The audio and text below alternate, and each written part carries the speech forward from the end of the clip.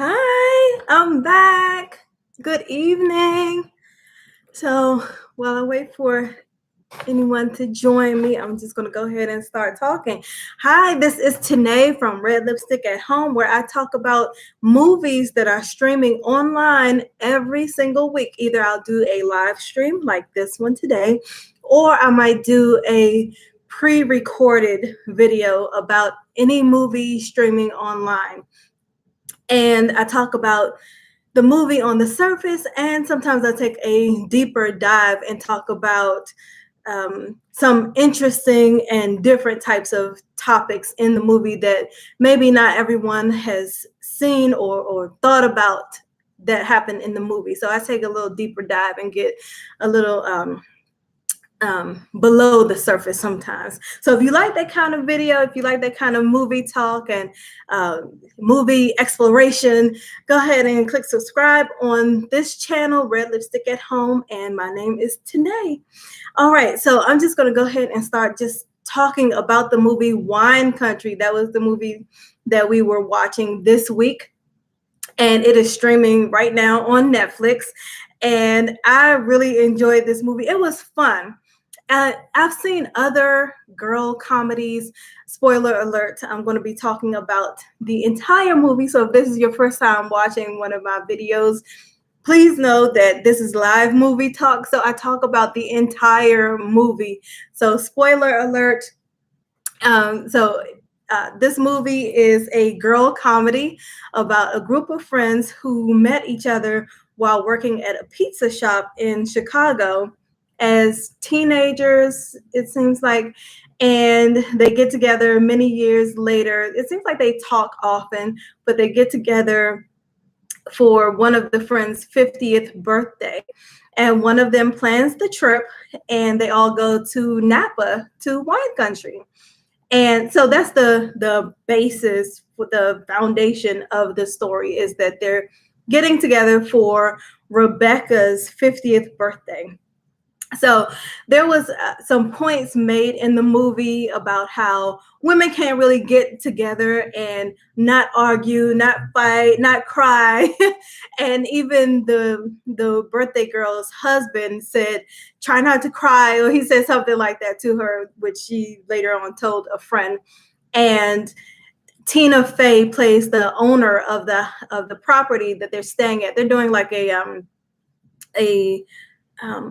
Airbnb kind of thing where they're renting an entire house, and the house is big and beautiful. It looks like everyone has their own bedroom and bathroom. So it's a really nice property.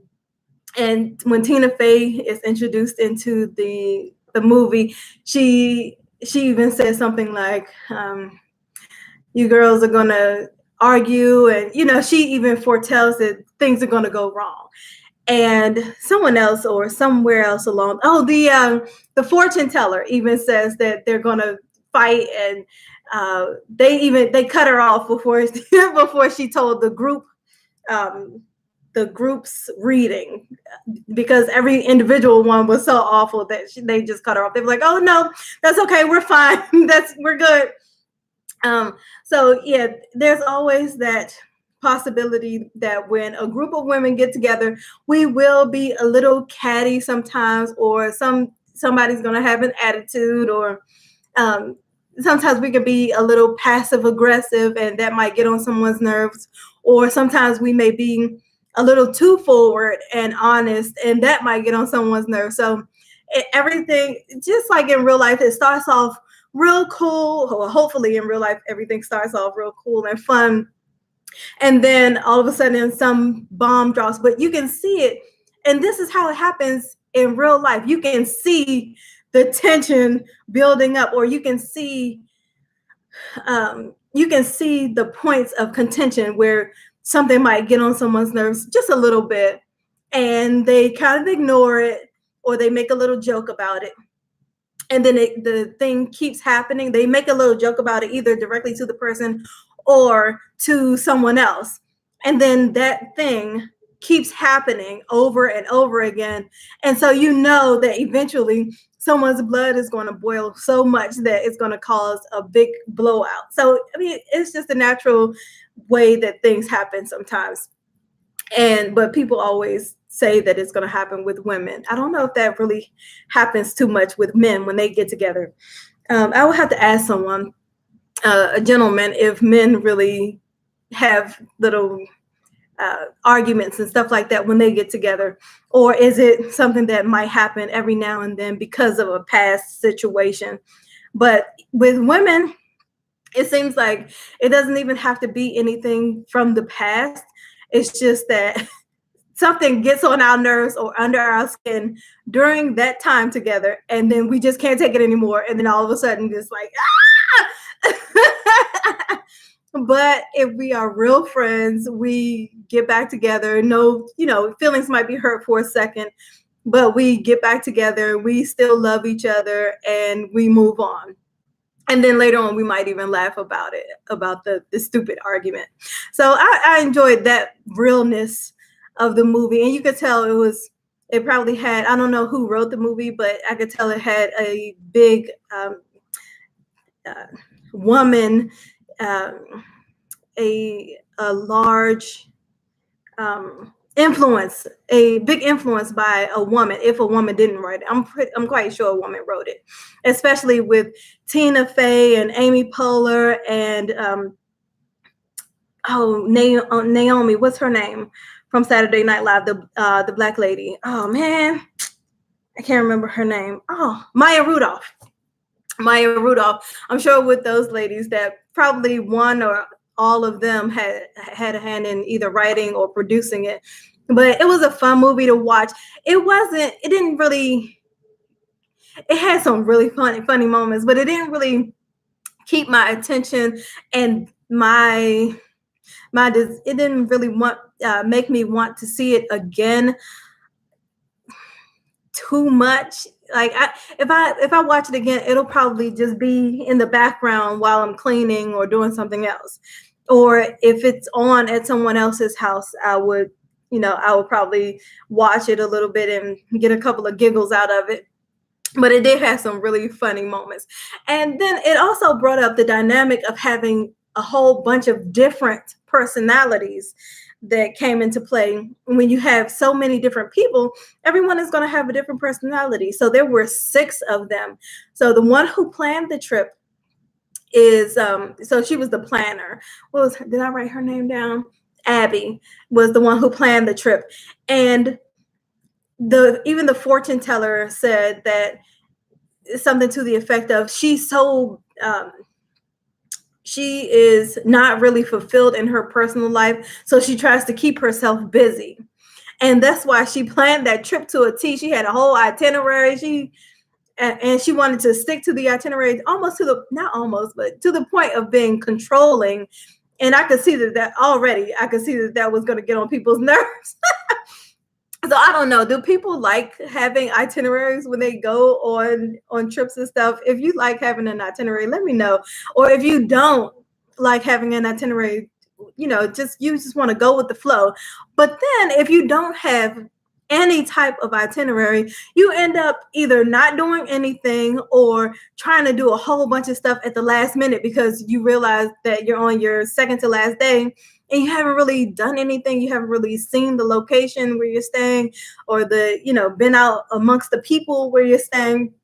So you try to get a whole bunch of stuff in on the last couple of days. Or if you have an itinerary, you're busy the entire time. Like I've been on retreats and conferences and things like that where you're just in that conference the entire day, and then by the time you finish working, there's either nothing open or you're super tired or things are too far away and you don't want to go that far. So it's always nice to have some kind of agenda so that you can make sure you get the things done that you want to get done, but you also want to relax and chill and sleep in a couple of days and stay out a couple of nights and that kind of thing. So this is making me really want to go on a vacation. And this was a cute girls trip kind of movie where all these women got together and it felt like a vacation for them. And the movie did a really good job of making me feel kind of like I was on the trip with them. I don't know how they do that. What kind of movie magic makes it like that? But I felt like I was another one of the friends on the trip with them, probably because I could see all the things that no one else could see. Like if there was a conversation between two people, I could see that, and I could see when everyone was in the group together. And then when they started singing songs, they were songs that I knew, so I could join in on the songs, and they were harmonizing. It was just fun, and it was stuff that I do with some of my girlfriends too. I know one of my friends, we click so well that if one of us says one thing, it was just like the movie. If one of us says one thing, it'll turn into a song, or we'll start.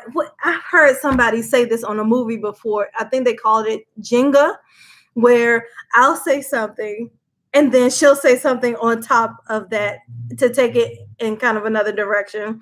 And then I'll say something on top of what she said to take it maybe in another direction. And then she'll say something again. And then I'll say, I mean, that's the kind of relationship that I have with this particular friend. I have a bunch of different types of friends. So I have different relationships with each one. And I love all of those guys. And yeah, we just have a lot of fun together. And but I've never taken have I ever taken a girls trip? I don't think I've ever taken a girls trip, but I would love to do something like that with some of my friends. But here's the thing, my friends don't all know each other. I have friends from different places, like from different jobs or growing up, or going to school, or neighbors, or church. So my friends don't even they don't even know each other. So I have like individual friendships all over the East Coast. I even have someone who I would call kind of a friend, like a good associate who I would go visit if I had the opportunity in Hungary. And so yeah, I have people all over the place that I connect with. So for back to the movie, I kind of go about my little tangents. Okay. So there was this whole theme about getting older because the birthday girl was turning 50 years old. So there was this whole theme about getting older happening, and the crazy things that happen. And they even had a phrase they said things we say now. Like one lady was saying how she had to, I have to make sure I hook up my CPAP machine. That's like a breathing apparatus when she goes to sleep. And so they were like, things we say now. And one of the ladies broke out some Molly, some drugs, some recreational drugs. And they were all like, whoa, what are you doing with that? Well, she was trying to just have fun and do something different. This one was the professional lady, the workaholic, who had her own restaurant and TV show coming out and everything. And at first they were kind of thinking about it, like, okay, well, what is it? You could tell that the difference between older folks and younger folks who want to experiment with drugs or something. The last movie that we talked about, The Invitation, where the girl was just like, I want to do some of that, cocaine that so-and-so used to do back in the day. And he just broke it out and she took it and that was it. She was younger. These people are in their 50s or almost 50. And so they had all these questions about, well, what is it? Well, what is it made with? Oh, so is it like ecstasy and this and that? And they were like, well, I don't know how that's going to react with all the other drugs I'm taking, like this thing and that thing. And they start naming all those drugs that you hear on the commercials on TV. Well, yeah. And all of them started naming at least two pharmaceuticals that they were currently on. So they couldn't do the recreational Molly because they didn't know how that was going to react with their prescription drugs. That part was really funny. I thought that was cute. And But that was like a things we say now kind of moment for those older ladies. And then there was a situation with one of the ladies is a lesbian, and she was trying to hit on a younger lesbian. So the older one is Val, and I guess she's about 50 or close to 50, maybe a little older than 50. And she was trying to hit on the waitress when they went out to dinner. And the waitress was young and cute. She was probably like 20 something. And her name was Jade. She even had a young name. And she was hitting on her. And Jade was feeling her. You could tell that she was, kind of attracted to her too. But that the age difference, it was just too much. Like you could see that wasn't going to work. So a little bit down the line, Jade, the young girl, invites all of the ladies to her art show. She's an artist. She's a waitress / artist. So she invites them to her art show. And all of her art is Fran Drescher from The Nanny. You remember The Nanny? Fran Drescher, Fran Fine was her name on the show, The Nanny. All of her art was Fran Drescher. And all of the older ladies were just looking at each other like, why is she calling this art? What is this? What's happening? What's going on? And then they started talking about the millennials and just how things are so different and how they are spoiled. And they may have mentioned something about being like they know everything, and they are something about their emotions and different things like that. And at first you could see the millennials were getting offended and just listening, but kind of getting a little offended.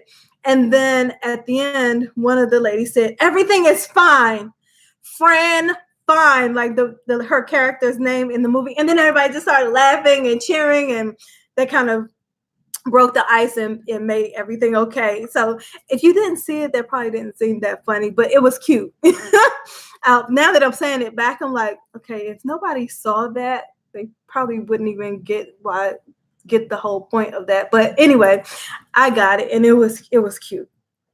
So then there was this guy, Devin, and they woke up one morning in the house, and there was somebody cooking, like cutting up stuff and at the counter, cooking in the kitchen. And they were like, "Who are you?" They thought somebody broke in the house.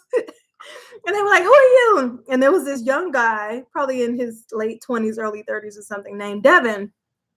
He was like, "I'm Devin. I'm cooking your dinner for tonight, or your lunch, or what have you." I think he was actually supposed to be cooking lunch. I think he was there in the morning preparing lunch for them, and he was making paella. And paella is like a rice-based thing with all this different seafood. Like they might have clams and shrimp and all this kind of stuff with rice, and it's like a whole mixture of stuff. It's called paella, Paella. If you ever want to look it up to see exactly what it is. But he was like, "I'm making paella." He had a big old squid. I don't think I've ever had it with squid in it. Maybe clams, but not squid.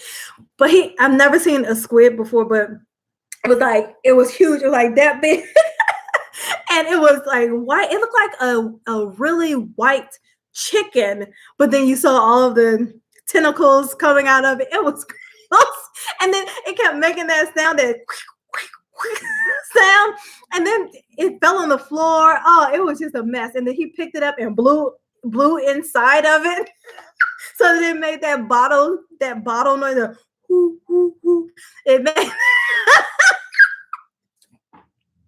it made that kind of noise.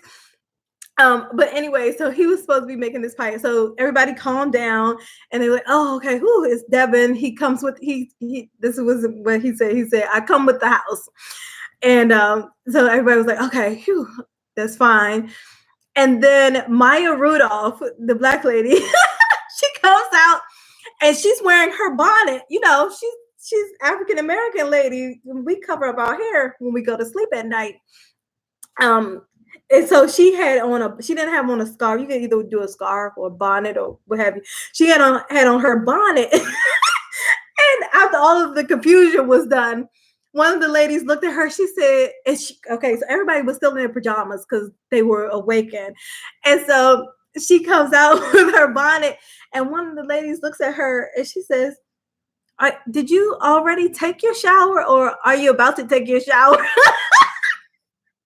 And she was like, I don't know. Like, she didn't even know why she was being asked whether or not she took a shower. And it's because she had that daggone bonnet on her head. Nobody knew.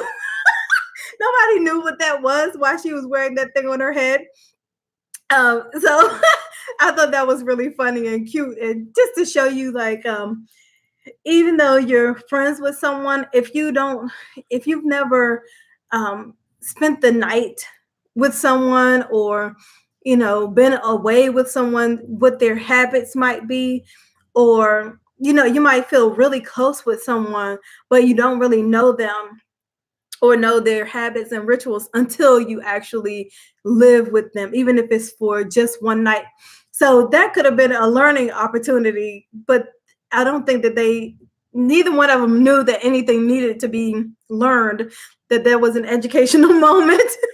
She just assumed that was a shower cap. And she said, did you already, because she was still wearing her pajamas. And so she said, did you already take your shower, or are you going to the shower? Oh, that was so cute. I love that. And then Val with her, so now I'm just talking about random stuff that I thought was funny. Val with her new knees. So that's another one of those things that we say now with the new knees. So I guess she had knee replacement surgery. And now Val had new knees. And Val showed those knees off. She started running down the street and jumping over benches and jumping up in the air, hitting the little restaurant signs and stuff. And so that was real cute. She had new knees and she wanted to show them off. And let's see. Then there was the flaky one, the one who they, even at the beginning of the movie, she was like, I might not come. I might not be there. I don't know if I'm gonna come. So they even rented a 5-bedroom house instead of a 6-bedroom house because they didn't know if she was gonna show up or not. Because she's that friend who, she may show up, she may not show up. We don't really know what's gonna happen with her. So and we always have a friend like that. There's always somebody in the group who is like, oh, like the last movie that we watched, the Invitation, the flaky one in that with that group was where's Choi? Was Choi the one who wasn't there? He showed up real late, but everybody was like, we don't know where he is. You know how he is. He's flaky. He may or may not show up. He might be late. And then the one guy thought that he was killed. So every big group of friends always has someone who's a little bit flaky. You don't know if they're going to show up or not. And what else? Oh, then Naomi, Maya Rudolph's character, she had a secret that she was keeping from her friends. But I understood that one. So I referred to her as the one with the secret, or the secretive one. But she didn't know where she stood health-wise. So she didn't mention it to her friends. And as always, when the friends find out, they're always kind of disappointed that you didn't come to them with your issue, because they love you. But still, we still have to feel comfortable with coming to people with those types of situations. And a lot of times we don't know if just coming to our friends is going to cause a scare and a panic for no reason. So I understood why she didn't come to them before, because she didn't know if anything was wrong with her or not. Probably once she found out and it settled with her, then she would have been able to share it with her friends. But because of this whole going away girls trip thing, and she was receiving phone calls from her doctor and stuff, it actually came out during that time. But normally, I'm sure that it would have just passed, because turns out nothing was really wrong. and I already said spoiler alert, or if something was wrong, she would have let it settle with herself first, and then come to her friends about it for their support. And that's normal. That's a normal, I think, a normal thing to do. Sometimes people come to you with their stuff right away before they even know that anything is officially wrong. But I think it just depends on the person. So I wasn't really mad at that situation. And then the birthday girl, her husband, I guess he was a piece of work. Every time they said his name, Brian, they cursed. That so and so Brian, that oh Brian, he sucks, and this and that. And even when they showed her talking to her girls on the phone, he was just sitting in the background playing video games. He had his headphones on. He wasn't paying her any attention. So you could tell that he wasn't really, they would have picked someone else for her if they could have. And she didn't even know that nobody liked her husband. But I mean, what are you gonna say? That's your friend. I mean, unless something like, major happens, nobody's really going to say, hey, I hate your husband, or your husband sucks, or any kind of thing like that. So I thought that was another real thing about the movie too, is that if something like that occurs, you don't like your friend's husband, you're not really gonna say anything about it. Just gonna, I mean, you might, if the right situation comes up, you might. And then about the older ladies, at the beginning, Maya Rudolph was at H&M getting those 20-year-old girl clothes for her 50-year-old body. And she even made fun of it herself, saying, yeah, I'm getting H&M clothes for myself, and trying to be young. And just another point to things that happen as we get older. Sometimes we get older than we get older quicker than we're supposed to. And then sometimes we don't want to get older at all, and we try to hold on to our youth. So that was funny. It's so many real points and situations that happened in this movie that were spot on, actually. And I like the part about this was another good one that happens in real life. Can I just say something? That part, because I've heard that so many times. Can I just say something? And Tina Fey's character told one of the ladies, if during this trip somebody starts off their sentence with, "Can I just say something?" She said, just cut it off. Just cut it off. Don't even let them finish, because it's about to be a whole lot of mess. Don't even let them finish. It's gonna ruin your whole vacation. And then halfway through the movie, every scene was somebody starting off, "Can I just say something?" And either it was about someone else, or it was about the person who they were talking to, or it was about themselves. And so that's kind of when all of the truths started coming out. So when somebody says, "Can I just say something?" you're about to hear about how that person really feels. And they were drinking a lot of wine. And that was even said too, that, you're going to be drinking a lot of wine. So if somebody says something, it's probably what they've always felt. So, I enjoyed it. It was a cute movie. Like I said, I probably wouldn't like try to sit down and watch it again with, paying close attention to it. It's one of those movies where if it's on at somebody's house, you would kind of watch it and chuckle a little bit. Or if, like I said, if I'm cleaning or something, I might put it on to have in the background, because it did have a few moments where I laughed a little bit. So it was a cute movie. So that's it for Red Lipstick at Home this week. Please join me next week. Next week, I'm going to do the movie See You Tomorrow. It's a movie produced and directed, maybe written by Spike. It's a Spike Lee joint. And it's about these African Americans who are, I think they're in New York. I think all of his stuff is in New York, pretty much.